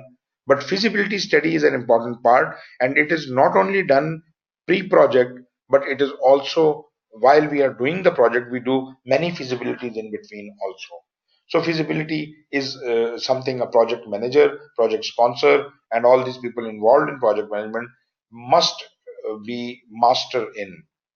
Although the whole project feasibility might not be your job as a project manager, but it must have been done by someone. Normally, it is the business analyst or the business intelligence people who are doing it, or even the project sponsor is sometimes involved in that. Feasibility studies are undertaken for several reasons: to determine whether the project is viable, to determine the probability of project success, to examine the viability of the product, service, or result, to look at the technical issues related to the project, and determine whether technology proposed is feasible, reliable, and easily assimilated into the organization's existing technology structure. So you see, there are lot many things. It's not only the money which is deciding whether it is feasible or not. There are sometimes the technical considerations. There are sometimes the strategic considerations. So feasibility is not only about the money. Feasibility studies might be conducted, the feasibility study itself could be a separate project. Maybe if it is included in the project, sometimes it could be part of the project, it could be made a sub-project or first phase of the project. In incremental projects, the life cycles we have studied, in incremental projects, the first phase is the feasibility, and if it comes out to be viable, only then we decide the next phase, what would be the next phase, and should we do it or not. But that is where the scope is not very clear. So this all depends upon you, how you tailor your system. Feasibility might be the part of your project as well. When you don't know the outcome of the study, it's best to treat it as a separate project. You see, when you do not know whether it will be viable or not, or you're doubtful about it, so why not we do it as a separate project, and based on the result of this project, we then decide whether we should move on with chartering a new project or not. The group of people conducting the feasibility study should not be the same people who will work on the project. Now, this is a very interesting thing. People do not understand this. You see, the people who are conducting the feasibility, if they are put to do the job, they will try to prove their feasibility right, and they'll be biased. So project team members might have built-in biases toward the project and will intend to influence the feasibility outcome toward those biases. So maybe normally we get the feasibility study done by third-party sources. That is because we don't want to influence it. No conflict of interest. Selecting and prioritizing criteria for selection. No, this selection and prioritizing is naturally a portfolio job, but the project sponsor also does it. Why? A project sponsor is not a dedicated sponsor for a project. He may have 5 or 10 projects under his responsibility, where each project could have a separate project manager, but there could be a single project sponsor looking after those 10 projects. Now, project sponsor has got this small little portfolio kind of a thing where he has got 10 projects and he has got limited funding. So he might have to prioritize which projects are more important to him and which projects must be selected for execution earlier. So sometimes this decision is purely based on financials, sometimes marketing, sometimes they'll be based on public perception or maybe political perception. In most cases, the decision is based on combination of all these or even more. So this is for selecting and prioritizing. Most organizations have a formal or at least semi-formal process for selecting and prioritizing projects, and then there is a long discussion here. I don't want to go through all those slides, but you see, at organizational level, the selection and prioritization which is happening, this could be done through a steering committee, and they would be responsible for reviewing all the projects and selections and prioritization. This is more of the job of a portfolio where you are selecting the right projects. So this steering committee is a group of folks comprising senior managers and sometimes mid-level managers who represent each of the functional areas in the organization.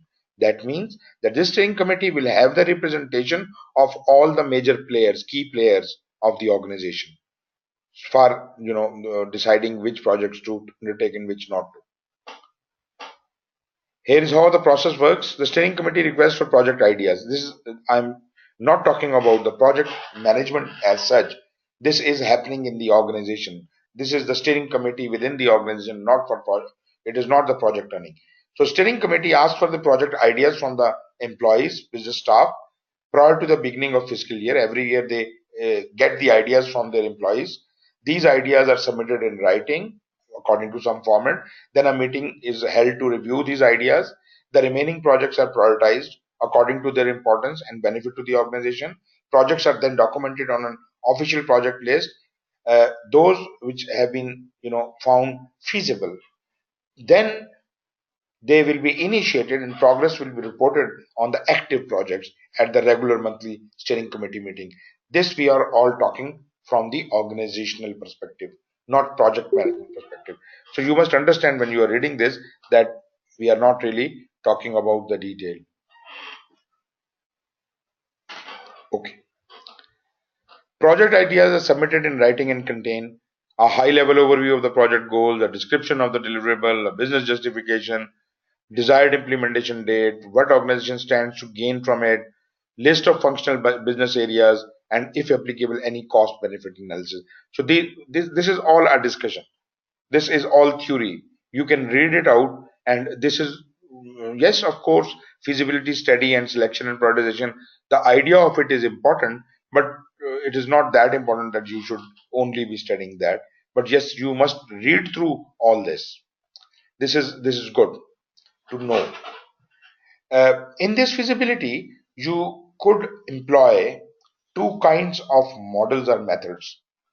One is a mathematical model and the other is a benefit measurement method. You see, you will have to do the feasibility calculations some way. If it is 2 and 2 4, if it is purely calculation based, and you by adding subtracting you are getting to some kind of a result, that would be calculation based, that would be a mathematical model. But if it is a benefit measurement method, also known as a decision model, if then analysis kind of a thing, where you say if I do this can happen, and because this is more better option, you give more weightage to a specific thing. This is not really mathematical, but this is kind of orientation. You give the weightage on one side and the less weightage on the other side, and that will determine your path of your decision. A mathematical method, a specific set of steps to solve a particular problem. In this, Those who have studied mathematics, the linear, dynamic, integer, non-linear, and our multi-objective programming in the form of algorithms can be used. I don't want to make you afraid of these things. You may not have to do all this, but if at all you are involved in it, then probably you will have to go through complicated mathematical formulas also. But as far as project management right now is concerned, from PMP point of view, I am not dragging you into this kind of detailed mathematical formulas. Not at all. But naturally, if you are an engineer, if you are dealing with statistics and mathematical background, naturally you may have to do those kinds of things. This is used by organizations considering undertaking projects of enormous complexity. Mathematical models are also known as constrained optimization methods. Constrained optimization methods, these are the mathematical methods. Then the benefit measurement methods. This employs various forms of analysis and comparative approaches to make project decisions. Like if then, cost benefit, scoring models give this much weightage to this decision, this much weightage to that decision. Benefit contribution model methods are the various things. Cash flow techniques includes the various cash flows and economic models. So these things are not purely calculation based. These are assumption based.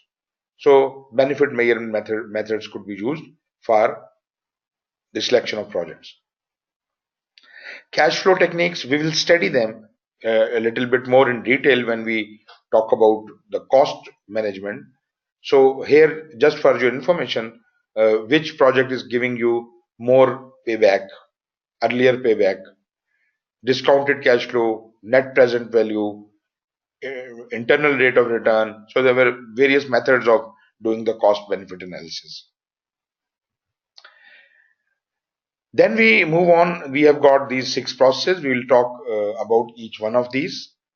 First, a little about the charter. We have already been talking on and off about the charter. Project charter is the process of developing a document that formally recognizes the existence of a project. Before this charter, there was no existence of the project officially. You might have been, a contract signing might have been doing the contract signing or making a feasibility or doing this or that, but it was not a project as yet. That was a contract, that was a proposal, that was something else.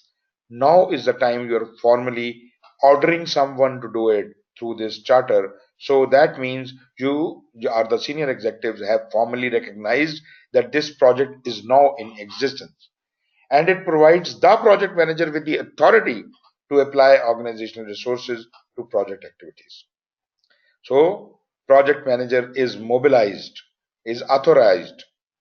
The key benefit of this process is a well-defined start and project boundaries. This charter is a starting point for the project, a declared starting point. And this charter will define what is to be done, so project boundaries are also defined. Creation of a formal record. So this is on paper, signed by someone, and it can be checked back. It can be produced as a proof that this is the order which was given to me. And this is a direct way for the senior management to formally accept and commit to the project. So this is their signature, which is authorizing this project to start. In project charter, nothing is complicated. You see, if you look at the inputs, you know all of these. The first 3 items, project statement of work, business case, and agreement, all 3 of these were those documents which project initiator, our sponsor, was carrying along with him when he entered the initiation process group. So these things were pre-prepared. And then from the organization, he received enterprise normative factors and organizational process assets. And all of these things were the only 5 possible inputs on which he applied his expert judgment. Expert judgment does not only mean that this is the expert judgment of the project sponsor or manager alone. He could have consulted anyone. He could have hired a consultant. He could have talked to a friend or some subject matter experts have been consulted. So expert judgment means from wherever you can get any guidance. Then he will, with whomsoever he is, meeting, he will conduct some facilitation techniques as if he can, extract ideas from other people, facilitate others to give him the input, and ultimately he would like to develop project charter. And naturally, the format of the project charter might have been given in the organizational process assets. Output of this process is the project charter. So you can see here, these are the inputs coming from initiator, agreement, business case, and the statement of work. From organization process and enterprise management factor, all the 5 items getting into the process of the developed project charter. The charter, the copies of the charter, this is very important diagram because this graphically shows what all goes in and comes out of the process and where it does land. How many copies of charter and where do they go? You will notice that there is a format of this specific diagram. The process under discussion is shown as a dark gray box. 4.1 develop project charter is being discussed, and the background box is the knowledge area of this process, this integration. If it is communicating with any of its own integration processes, that would also be shown on this background. So, but they will be shown on white color because they are not under discussion. Under discussion is develop project charter. But project charter, this process is giving project charter as output to develop project management plan, and therefore there is a black line showing the relationship between two processes of the same family, and the process which is receiving it is getting it. Receiving it is from the same family, integration, but there are other processes also who are receiving the project charter. They are from the other knowledge areas, therefore they are shown outside of the gray box. So who requires that? You see, the very first thing is 13.1, identify stakeholder. Immediately when we develop the charter, the next thing we do is the identification of the stakeholder. So identification of stakeholder needs the charter. Naturally, it cannot proceed ahead without knowing the charter. Then scope, time, and cost.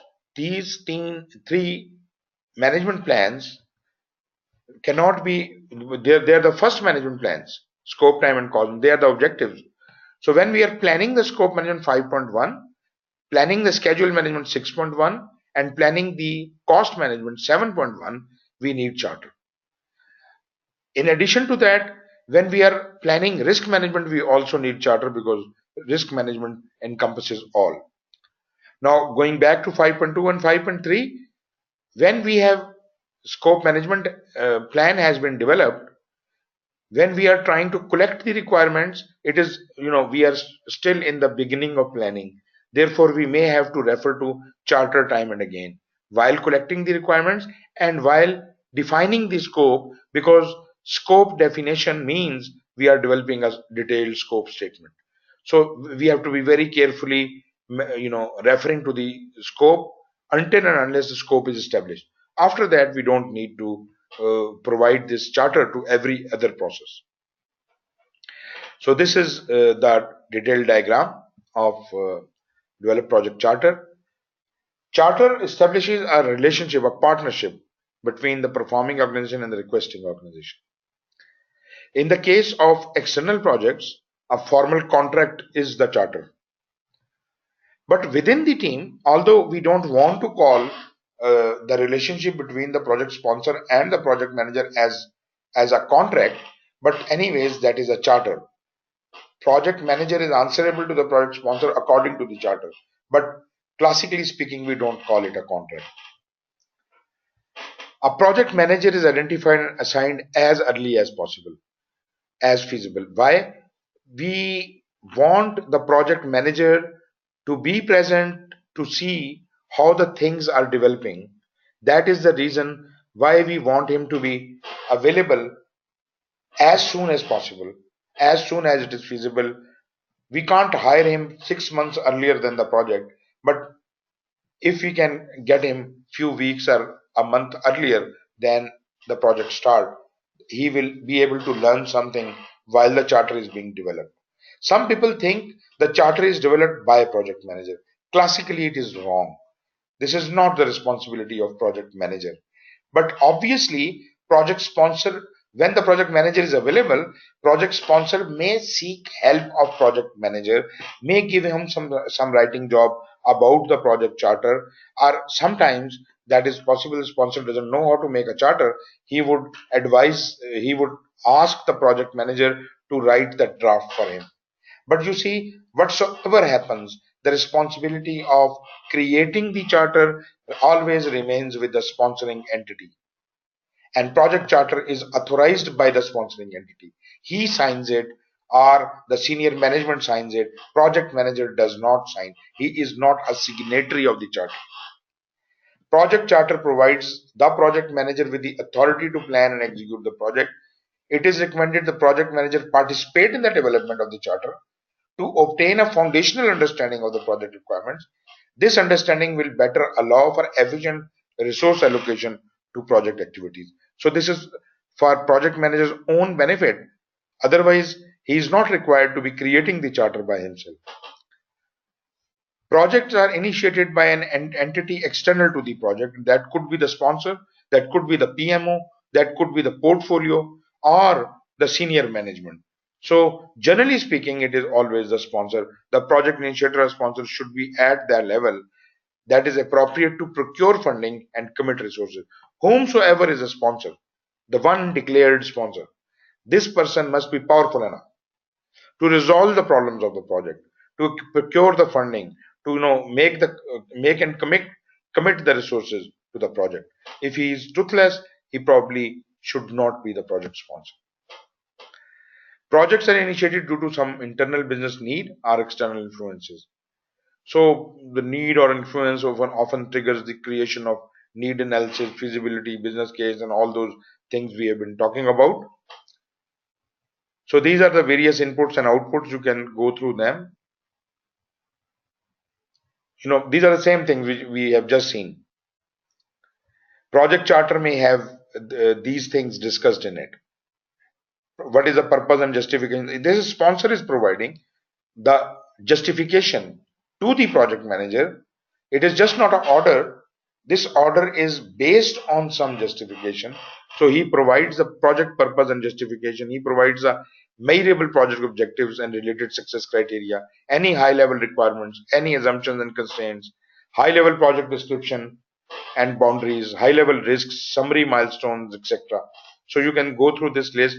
This could be the ingredient of the project charter.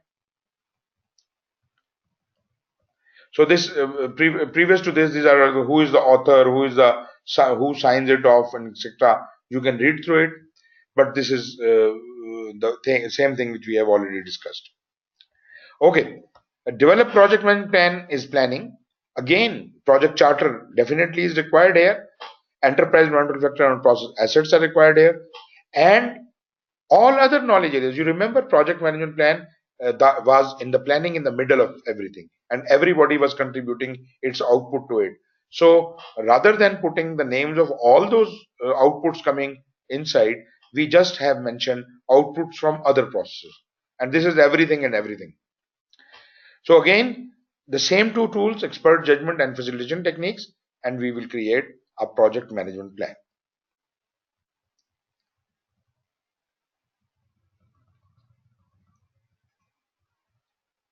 Okay, there was a question earlier about what is included in the project management plan and what is included in the project documents. If you can look at the first column, this is a list of all the items which are to be included in the project management plan. And I have already told you the change management plan, communication management plan, configuration management plan, all the baselines, cost baseline, scope baseline, and all that. These are all 16 items in project management plan. In project documents, we have everything else which is produced during the planning, and it is not included in project plan. This is included in project documents. So you can go through this list. This includes everything.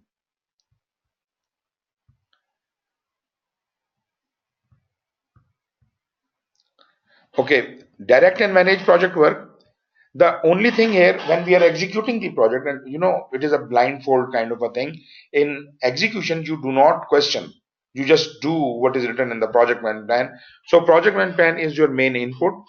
Then approved change requests, they are coming from monitoring and control the changes which have been approved. And naturally, enterprise non-factor and process assets. You use your expert judgment. You conduct meetings, and there is a new tool here, project management information system. This is an automated tool which, if available, can help you in processing the information, communicating with all the processes can intercommunicate automatically on a computer, like a workflow system or a software. So if a software such like this is available, that can make your job much easier. The output, as you understand, would be deliverable, work performance data, and change request. And in addition to that, project management plan and project documents could be updated. And why are they being updated? Change request has yet not been approved. If the change request is approved, these things will be updated. But if there is no change request, can they be updated? Yes. If there was no impact on scope, time, and cost, it is the discretion of the project manager to update the project management plan and project documents on his own authority. Then we have, okay, direct and manage project work can include activities like perform activities to accomplish the project objectives. This is the work being done. Create deliverable, provide, train, and manage the team, obtain, manage, and use the resources, implement the planned methods and standards, establish and manage the communication channels, generate work performance data, issue change requests, manage risks and implement risk responses, manage sellers and suppliers, manage stakeholders and their engagement, collect and document lessons learned. So, in a way, whatever we have read in the whole of the execution, all the supporting processes, what they were doing, they are here. There are three kinds of actions which could be happening out of an approved change request. There could be a corrective action. There could be, a flaw, a defective item. It has to be repaired. So the corrective action will be will be a result of the approved change. Preventive action.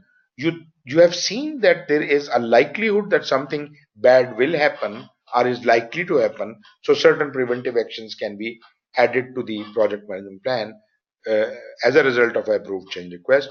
And third is the defect repair. If there is a defective item that has to be repaired, so that amendment could be going into the project management plan. Meetings, naturally, work performance data, we have talked about it. Monitor and control project work. It will have, this is the chief analyst. Project management plan.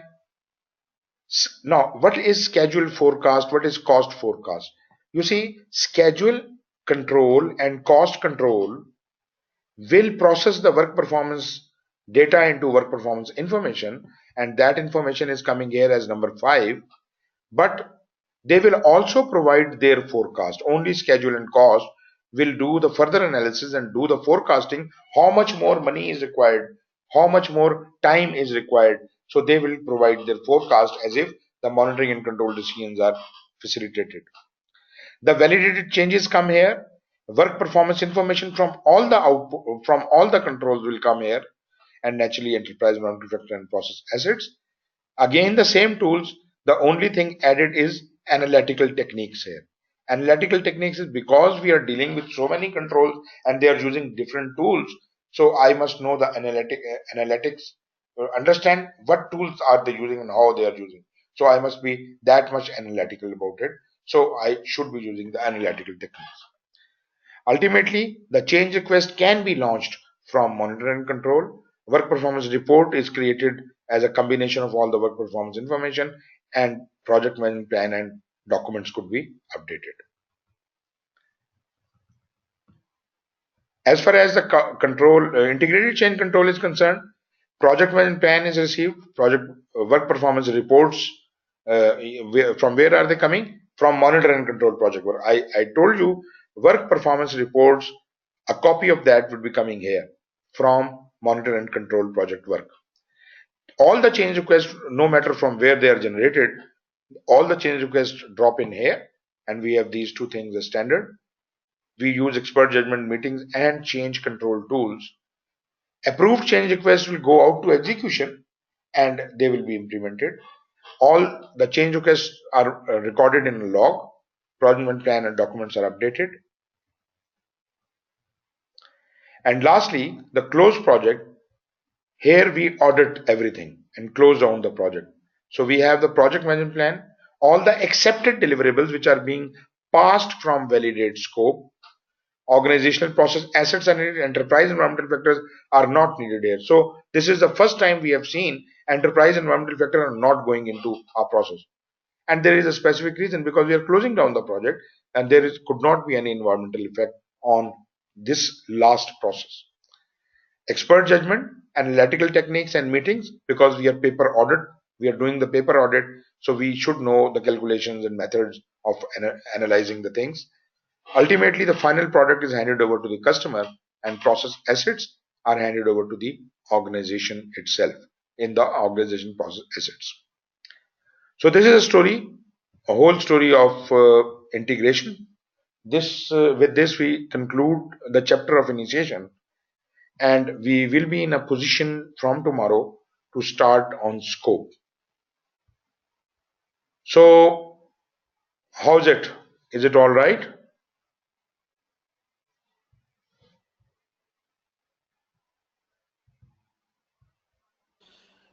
Yes, sir, it's fantastic. Thank you very much. It was wonderful. I need to revise these chapters actually. It's very important. Yeah, this is good. But this is a simpler chapter if you look at it, except for the two things. One was the feasibility, selection and prioritization, and second was cost benefit analysis kind of a thing. And charter and the charter. These are the three major elements you can read through. This is more of a theory. Rest, the processes are very simple.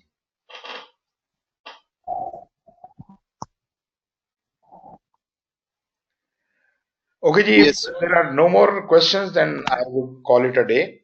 And we will meet tomorrow again at the same time and hope we can start with the scope. Any questions? Anything? Adris?